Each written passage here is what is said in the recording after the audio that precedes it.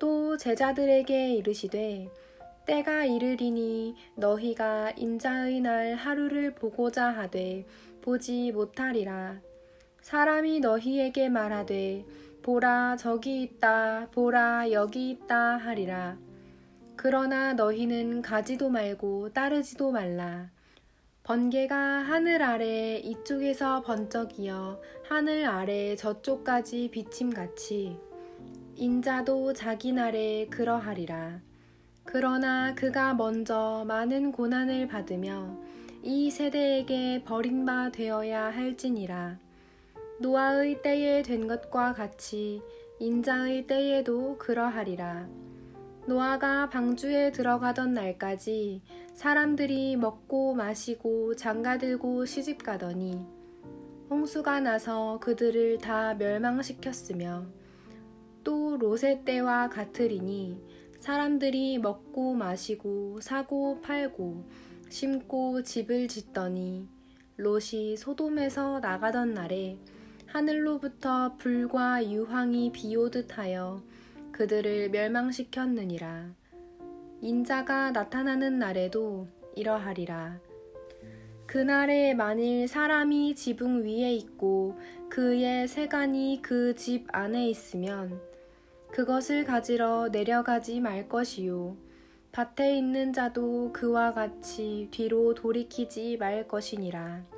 롯의 철을 기억하라. 무릇 자기 목숨을 보전하고자 하는 자는 잃을 것이요 잃는 자는 살리리라.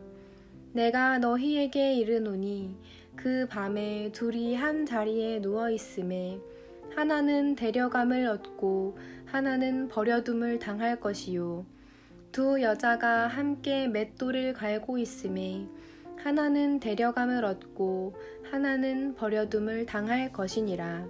그들이 대답하여 이르되 주여 어디 오니이까? 이르시되 주검 있는 곳에는 독수리가 모이느니라 하시니라. 아멘.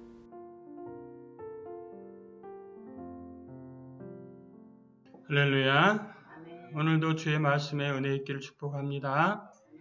오늘 말씀의 제목은 오늘 본문에 몇 번이나 등장하는 그날입니다. 인자의 날이라고 오늘은 정해봤는데요. 본문에 몇 번이나 나옵니다. 22절 너희가 인자의 날 하루를 보고자 하되 인자의 날, 그리고 24절 인자도 자기 날에 그러하리라. 자기 날. 그리고 26절 노아의 때와 같이 된 것과 같이 인자의 때도 같은 의미입니다. 그리고 30절 인자가 나타나는 날에도 이러하리라. 그리고 31절 그날도 같은 날을 말하고 있죠. 그리고 34절에 있는 그 밤에 둘이 한자리에 누워, 그 밤이라고 되어 있는데요. 이것도 비슷한 의미라고 보여집니다. 그렇지만 이렇게 몇 번이나 반복되어 나오는 그 날에 대해서 주님 말씀하신 성경에 나오는 여러 가지 다른 분들이 얘기한 게 아니고요. 보다 더 권위와 비중을 가지고 있는 예수님이 직접 말씀하신 내용이에요. 그래서 우리가 이 일은 반드시 일어날 일이라는 거죠. 할렐루야. 그리고 이 말씀을 우리가 읽어보면 너희가 인자의 날을 하루를 보고자 하되라고 되어 있죠. 그럼 보고자 하되는 앞으로 일어날 일인가요? 아니면 지나간 건가요? 앞으로 일어날 일이죠. 그죠? 그러니까 이거는 분명히 앞으로 언젠가 반드시 일어날 일이라는 것을 의미합니다. 그것은 요한계시록에 나오는 장래 그날, 그거랑 같은 의미고요.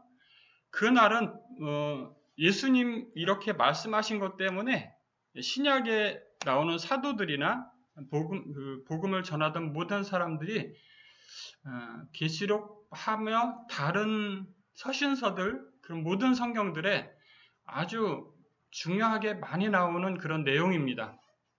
왜냐하면 그것이 왜 중요할 수밖에 없냐면 예수님이 직접 말씀하셨기 때문이에요. 그래서 우리가 오늘은 그날은 반드시 온다. 왜? 예수님이 말씀하셨으니까. 이것을 정확하게 기억하셔야 되고요. 그날이 어떤 건가에 대한 거죠. 근데 이 앞전에 무슨 내용이 있었냐면 바리새인들의 질문이 있었어요. 바리새인들이 뭐라고 물어봤냐면 어느 때에 오십니까? 이렇게 질문을 했죠. 근데 예수님은 이 땅에 임한 하나님 나라, 예수님이 지금 이 땅에서 복음을 전하고 있는 그것부터가 하나님의 나라임을 선언하셨고, 그리고 마지막에 이제 그 날이 온다는 거죠. 근데 이건 누구에게 알려주셨냐면 또 제자들에게 이르시되 이렇게 시작합니다. 그러니까 이 날은 누구만 의미가 있어요? 누구에게 의미가 있는 날이에요? 하나님의 믿는 사람들, 제자들에게만 의미가 있는 날이에요. 왜 그렇죠? 왜 제자들에게만 의미가 있어요? 예, 제자들은 이 날 어떤 특별한 일을 겪을 거예요. 그런데 나머지 사람들은 다 어떻게 될 거냐면 멸망할 거예요.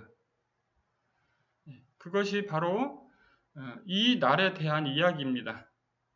그러니까 우리가 이 날에 대해서 명확하게 인식을 하고 있으면 우리의 신앙의 삶이나 그런 모든 모습들이 전혀 다른 길을 걷게 되는 거예요. 왜냐하면 초대교회는 어땠습니까? 성령 충만한 시대였어요. 그죠? 성령 충만한 시대였는데 왜 그들이 옥에 갇히고 했습니까? 하나님의 성령의 역사가 그들에게 일어나지 않아서가 아니라 세상의 악함이 그들을 통제하는 거죠. 그렇게 막는 그런 과정들, 이런 것들을 보면서 하나님의 역사는 결코 끊어지지 않는 걸 봅니다. 그것이 바로 언제까지 그 일이 결국은 갈 것이냐면 바로 이 인자의 날까지 갈 거라는 거죠. 인자의 날까지 가는데 오늘 본문에서는 4가지 정도의 형식으로 이 내용을 자세하게 설명하고 계십니다. 첫 번째는요, 23절입니다. 그 인자의 날이 이를 때까지 사람들이 어떻게 사는지에 대해서 설명하고 계세요. 그러니까 그런 무류에 속하지 않도록, 그리고 그렇게 되지 않도록 우리를 경계하는 말씀이시죠. 여기서 제자들이라는 것은 지금 현대에는 예수님을 믿는 사람들을 설명할 겁니다. 아멘. 23절입니다. 사람이 너희에게 말하되 보라 저기 있다, 보라 여기 있다 하리라. 그러나 너희는 가지도 말고 따르지도 말라. 번개가 하늘 아래 이쪽에서 번쩍이어 하늘 아래 저쪽까지 비침같이 인자도 자기 날에 그러하리라. 사랑하는 성도 여러분, 수많은 사람들이 자기가 예수다 이렇게 하는 사람들 많이 나오죠. 그거 다 아시죠? 근데 왜 그런 사람들에게 넘어가냐면 이 말씀을 몰라서 그래요. 왜요? 번개가 하늘 아래 이쪽에서 번쩍이어 하늘 아래 저쪽까지 비침같이 인자도 자기 날에 그러하리라예요. 인자가 오시는 날, 그 날에는 반드시 예수님이 오시는 것을 어디에 있는 사람이든지 동시에 다 알아볼 수가 있는 거예요. 그렇게 오셔야 돼요. 아멘? 근데 여기 있다, 저기 있다 이렇게 말하는 것 자체가 뭐라는 뜻입니까? 거짓말이란 뜻이에요. 그러니까 우리는 사람들은 마음이 되게 유하고 약해요. 그래서 이렇게 말하면 그 말이 다 진짜같이 들려요. 그런데 우리가 무엇을 보고 따라가야 되냐면 바로 여기 써있는 이 말씀을 보고 따라가야 되는 거예요. 보라 저기 있다, 보라 여기 있다. 이 말을 믿으면 안 된다는 겁니다. 할렐루야. 너희는 가지도 말고 따르지도 말라 이렇게 말씀하셨어요. 즉 그러니까 예수님은 인자가 오시는 날, 그분이 이 땅에 다시 오시기 전에 이 세상에 무슨 일들이 있을 것을 미리 아시는 겁니까? 이렇게 미혹하는 사람들이 일어날 것을 아신 거죠. 그래서 자기의 이름, 즉 예수의 이름으로 이 땅에 올 많은 거짓 선지자들이 일어날 것을 아신 거예요. 그래서 보라 저기 있다, 보라 여기 있다. 그 말을 했을 때 너희는 가지도 말고 따르지도 말라 이렇게 말씀하셨고요. 그것이 그때는 반드시 어느 때야 되냐면 동시에 전 세계에 있는 모든 사람들이 일시간에 알아볼 수 있는 그런 상황이 될 수 있을 거라는 거예요. 왜 그러면 여기는 아침이고 저기는 밤중인데 그거 어떻게 알아봐요? 이렇게 말하는 사람들이 있습니다. 그러나 우리는 그거는 뭘 모르기 때문에 그런 소리를 하는 거냐면 하나님의 능력의 한계를 모르기 때문에 그런 소리 하는 거예요. 여러분들 누군가 그런 말을 하면 그렇게 설명을 해 주십시오. 하나님의 능력은 한계가 없다. 이렇게 설명을 해 주시기 바랍니다. 예, 많은 사람들이 성경에 이해가 가지 않는 많은 부분, 그러니까 논리적으로 설명이 안 되는 그런 부분 때문에 믿는데 많이 방해를 받아요. 그런 것들을 잘 설명해 줄 수 있는 여러분 되기를 축복합니다. 자, 그리고 25절. 예수님이 그 인자의 날이 있기 전에 반드시 있을 일이 또 하나 설명하시는데요. 그게 25절입니다. 그러나 그가 먼저 많은 고난을 받으며 이 세대에게 버림바 되어야 할지니라. 이렇게 말씀하셨어요. 그러니까 번개가 하늘 아래 이쪽에서 번쩍이 하늘 아래 저쪽까지 비침같이 그렇게 오시는 그날 있기 전에 있을 일이 바로 25절이라는 거죠. 근데 어떻게 된다 그랬어요? 고난을 받으며 이 세대에게 버림바 되어야 할지니라. 누구한테 버림바 된다고요? 이 세대가 뭡니까? 예수님이 살고 계신 그 시대를 말하는 거죠.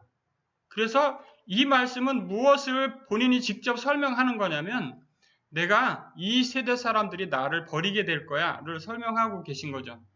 이 말씀은 그대로 역사 속에 이루어졌죠. 그것이 바로 온 인류를 구원한 하나님의 방법이기도 합니다. 그런데 그가 먼저 많은 고난을 받으며 예수님께서 받으셨던 고난을 우리는 잘 모릅니다. 사실. 왜 모르죠? 우리가 예수님도 아닐 뿐더러 예수님이 느꼈을 감정을 우리가 다 안다면 그거는 말도 안 되는 소리예요. 사실. 그러니까 예수님이 이런 상황에서 느꼈을 마음이 아주 조금은 깨닫겠죠. 하나님이 이때는 굉장히 슬프셨겠다. 예수님이. 이때는 굉장히 정말 기쁘셨겠다. 이런 거 어느 정도 조금은 알 수 있겠죠. 그러나 그분이 직접 당했던 그 고난의 정도? 그거를 다 알 수는 없어요. 그러나 아주 조금은 깨닫겠죠. 그래야 하나님의 사랑의 깊이가 느껴질 테니까요. 근데 그가 먼저 많은 고난을 받으며 라고 말씀하신 걸로 봐서 그가 당한 고난은 바로 많다는 거예요. 예수님이 당한 고난의 깊이가 상상할 수 없을 만큼 크다라는 의미입니다. 그냥 단지 여기서 많다 이렇게 썼지만 이 많다라는 게 그냥 우리가 당하는 고난의 그런 거랑 비교할 수 없어요. 여러분, 예수님이 걸으셨던 그 길을 우리는 그냥 한마디로 십자가의 길 이렇게 말합니다. 그래서 그를 믿는 사람들은 그 길을 따라가야 된다고 말하죠. 그렇지 않습니까? 그 십자가의 길을 걷는 사람들, 예수님이 그 길을 걸으셨던 것은 그가 무엇인가 있었기 때문에 그 길을 걸을 수 있었을 거예요. 만약에 그가 아무런 기대치나 아무런 그거를 통해서 뭐 이루는 게 없거나 그렇다면 절대 그 길을 걷지 않으셨겠죠. 바로 많은 고난을 받으며 이 세대의 사람들에게 버림바 됨으로써 이루고자 하셨던 그 무엇이 있었고 그것의 성취를 위해서 그분은 그걸 갈 수 있었던 거죠. 그런 것처럼 우리들은 목표가 있습니다. 무슨 목표가 있습니까? 하늘나라를 향한 목표가 있습니다. 그분과 함께 살고 싶은, 영원토록 하나님 나라에 살고 싶은 그런 마음이 있는 거예요. 그래서 그런 마음을 붙들고 우리는 무슨 길을 갑니까? 예수님이 걸으셨던 것과 비교할 수는 없지만 우리에게 주어진 우리만의 십자가의 길을 걸어야 하는 거죠. 할렐루야. 그것은 때로 우리에게 고난일 수 있습니다. 아픔일 수 있습니다. 그러나 거기에 말로 형용할 수 없는 또 다른 무엇인가가 거기에 주어집니다. 아멘. 그것이 우리에게 있기 때문에 우리가 신앙생활을 할 수 있는 거예요. 여러분, 우리가 이 땅에서 당하는 고난에 대해서 하나님이 반드시 갚아주실 줄로 믿습니다. 네. 또 이제 세 번째 형태는 이겁니다. 노아의 때와 된 것과 같이 인자의 때에도 그러하리라. 인자의 때에 이제 그렇게 예수님이 죽으시고 그런 과정들이, 예수님이 세대에 버림받는 과정이 끝나고 거짓 선지자들이 나타나서 사람들을 미혹하는 과정이 끝나고, 그리고 나서 무슨 일이 일어나느냐? 이제 마지막 시대가 되면 그때 사람들은 어떠냐? 바로 노아의 때와 그 다음 롯의 때를 예를 들어 설명하십니다. 노아의 때는 어땠습니까? 방주에 들어가던 날까지 사람들이 먹고 마시고 장가들고 시집가더니, 이렇게 되어 있습니다. 자, 몇 가지죠? 네, 4가지. 뭐 했대요?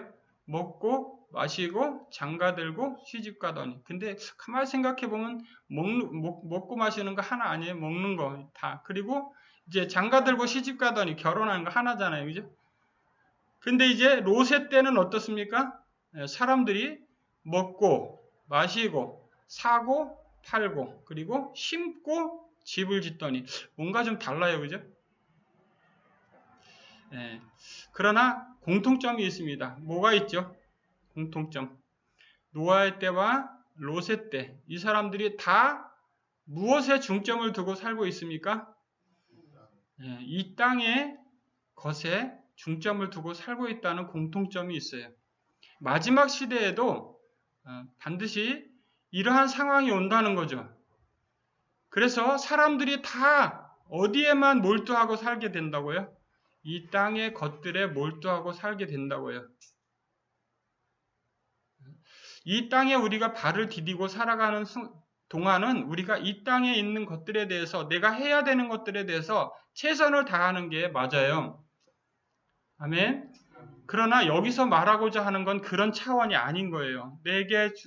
내가 감당해야 될 부분들을 충성되이 잘 해야 되는 것들, 그런 것들을 하지 않아야 된다, 이런 모든 거 다 내려놓고 올인해야 된다, 이런 차원이 아닌 거예요. 그런 게 아니라 노아의 때와 롯의 때, 이 사람들이 무엇을 바라봤다면 방주에 들어가고 무엇을 바라봤다면 소돔성에서 나올 수 있었을까요? 네. 노아의 때는 어땠습니까? 노아의 식구들을 하나님이 부르셨죠. 그죠? 근데 롯의 때에는 어땠습니까? 롯의 식구들, 롯이 다 나가서 사위들한테 뭐라고 합니까? 말하죠. 그렇죠? 뭔가 미세하게 달라요. 그렇지만 그 2가지가 공통적으로 가지고 있는 요소들을 잘 분석을 해보면 마지막 시대에도 반드시 그런 일이 있을 거예요. 하나님 믿어라 하는 사람들이 반드시 있을 거고요. 그 사람들이 가장 대표적인 사람들이 누구겠습니까? 2 증인이겠죠. 네? 마지막 시대에 그 사람들이 나올 겁니다. 그래서 그들이 전하는 그런 거를 들으면서도 사람들은 어디서 헤어나오지 못합니까? 먹고 마시고 장가들고 시집가고 사고 팔고 심고 집을 짓더니에서 벗어나지 못할 거라는 거죠. 그렇기 때문에 이런 사람들은 반드시 어떻게 될 것이다. 다 멸망시켰느니라예요. 너무나 무서운 일이에요, 사실은. 벗어나지 못하면 어떻게 된다는 겁니까? 멸망한다는 거죠. 그러니까 성경은요, 흑백 논리로 말하는 게 아니라 너무나 명백하게 멸망과 생명, 사는 길과 죽는 길을 너무나 명백하게 말씀하셔요. 사는 길은 오직 한 길이다. 이렇게. 뭐가 사는 길이에요? 예수님 믿는 길이 사는 길이에요. 할렐루야. 누구에게도 여러분들 그걸 말할 수 있으셔야 됩니다. 그리고 인자가 오는 날 우리가 예수님을 믿었는지 안 믿었는지 그분이 명확하게 분별해 내실 거예요. 아멘. 다른 복음서들이나 이제 성경에 나오는 여러 부분에서 다 말합니다. 그죠? 그날 오셔서 양과 염소를 분리한다. 다 말씀하셨어요. 그것이 바로 그분이 직접 하시는 거예요.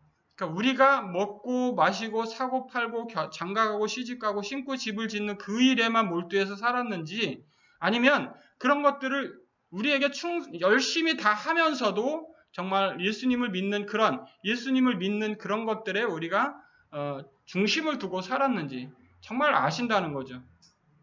그러니까 이 세상에 살아가는 동안에 다른 사람이 그렇게 하는 것을 보고 우리가 그걸 분별해내기는 쉽지가 않죠. 그러나 예수님은 분명히 아실 거예요. 그래서 그의 택한 자들을 불러 올리시겠죠. 할렐루야. 그래서 네 번째 내용이 나오는 겁니다.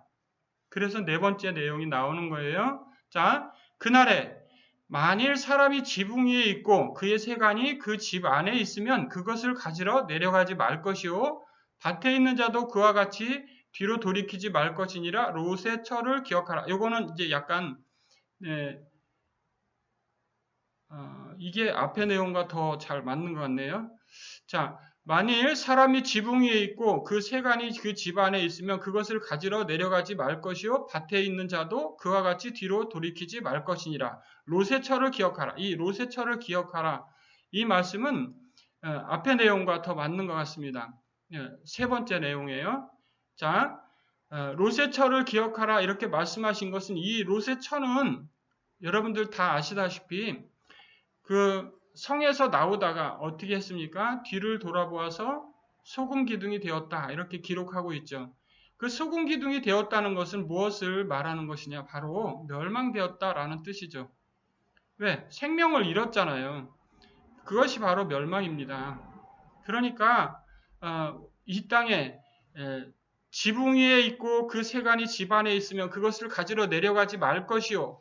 이거 무슨 말입니까? 세상의 것에 내 중심이 있느냐는 거예요. 내 중심이 세상에 있지 않아야 한다라는 말씀입니다. 그러니까 같은 맥락인 거예요.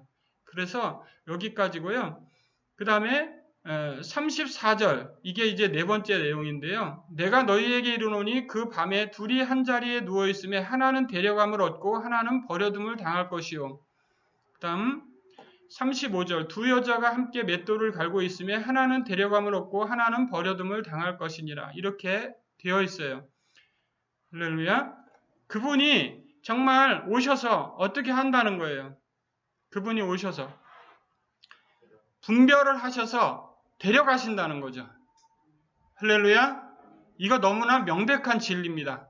왜? 예수님이 직접 말씀하셨으니까요. 사랑하는 성도 여러분, 우리가 중심을 어디에 두고 살아가느냐라는 것은 전혀 다른 인생을 살게 됩니다. 주님께서 말씀하신 이 내용을 우리 잘 기억하고요. 마지막 한 가지만 더 언급하면 이렇습니다. 33절과 37절인데요. 이 두 가지 내용은 상당히 어렵습니다. 자, 무릇 자기 목숨을 보존하고자 하는 자는 잃을 것이요 잃는 자는 살리리라. 이렇게 말씀하셨죠. 그죠? 여기 나와 있잖아요. 근데 이 33절은요. 마태, 마가, 요한복음 이런 복음서들에서는 어떤 말씀과 앞뒤에 연결이 됐냐면요. 이런 말씀과 연결되어 있어요. 십자가를 지고 나를 따르라. 이런 말씀과 앞뒤로 연결되어 있어요. 네? 근데 이 누가는 여기다 배치한 거예요. 누가도 그 십자가를 지고 나를 따르라에 연결시켜서 말씀하신 것도 있고요. 여기 또 있는 거예요. 무릇 자기 목숨을 보존하고자 하는 자는 잃을 것이요 잃는 자는 살리리라. 우리는 이 말씀을 깊이 묵상해 보아야 할 줄로 믿습니다. 자, 우리가 이것을 한 가지만 설명을 드리면 이럴 수 있을 것 같아요. 자기 목숨을 보존하고자 하는 자는 잃을 것이요. 이 사람이 자기 목숨을 보존하고자 무엇을 하면 잃게 될까요? 네, 자기 목숨을 보존하고자 이 세상의 것에 몰두하게 되면 잃을 것이 오겠죠. 할렐루야. 그렇게는 해석할 수 있을 것 같습니다. 그러니까 이 세상의 것에 몰두하지 않는 그런 우리의 나름대로의 방법이 필요하겠죠. 그죠? 그리고 또 이 마지막에 나오는 37절 그들이 대답하여 이르되 주여 어디 오니이까 이르시되 주검이 있는 곳에는 독수리가 모이느니라 하시니라. 이렇게 말씀하셨어요. 주여 어디 오니이까 이건 누구 말일까요? 제자들의 말이겠죠. 그죠? 자, 제자들이 주여 어디 오니까 이렇게 말했어요. 근데 저는 이 부분이 굉장히 표현이 이상하더라고요. 왜 언제입니까? 라든가 아니면 어느 곳입니까? 이렇게 물어보면 모르는데 어디 오니까 이 해석이 이해가 잘 안 가는 거예요. 근데 이 말씀을 이제 뒤에 나오는 말씀을 읽으면서 유추를 해봤습니다. 주검이 있는 곳에는 독수리가 모이느니라. 이렇게 주검이 있는 곳에는 독수리가 모이느니라. 이 말씀을 보면서 저는 무슨 생각이 떠올랐냐면 요한계시록의 마지막에 예수님이 오셔서 다 심판하시고 났을 때 무슨 일이 일어났냐면 수많은 왕들이 다 죽었어요. 그죠? 그래서 새들이 와서 그걸 먹어라 이렇게 한단 말이죠. 그 모습이 생각이 났습니다. 그러니까 주여 어디 오니까 이 말에는 주검이 있는 곳에는 이라는 이 표현으로 봐서 어느 곳입니까? 라는 가능성이 좀 더 커 보입니다. 주여 어디 오니까 이것은 그래서 주검이 있는 곳에는 독수리들이 모이느니라. 이 일도 어느 때 반드시 일어날 것이다. 주님이 오셔서 반드시 이 세상을 심판하실 때 일어날 일이라는 것입니다. 할렐루야. 어쨌든 오늘 본문은 주님이 반드시 다시 오실 것이고 그때 오시는 주님은 사랑으로 모든 사람들을 살리기 위해서 오시는 것이 아니라 그를 잘 믿고 따랐던 백성들은 불러 올리고 나머지 세상은 초토화시키겠다. 이런 말입니다. 할렐루야. 이것이 우리가 믿는 거예요. 왜? 우리가 이걸 왜 믿습니까? 왜 믿는다고 했어요? 예수님이 말씀하셔서 라고 말씀드렸습니다. 할렐루야. 기도합니다. 거룩하신 주님, 은혜와 사랑을 감사합니다. 수많은 사람들 중에 우리를 택하셔서 주님을 믿게 하셔서 이러한 모든 사실들을 알게 하시고 장래에 있을 일들에 대해서 알게 하셔서 너무나 감사합니다. 하나님, 이 세상을 우리가 살아가는 동안에 이 세상에 매몰되어 살아가는 것이 아니라 이 세상을 주님 붙들고 바르게 살아갈 수 있도록 오실 주님을 바라보며 그 나라를 바라보며 주님 살아갈 수 있도록 역사하여 주시옵소서. 감사하며 예수님의 이름으로 기도합니다. 아멘.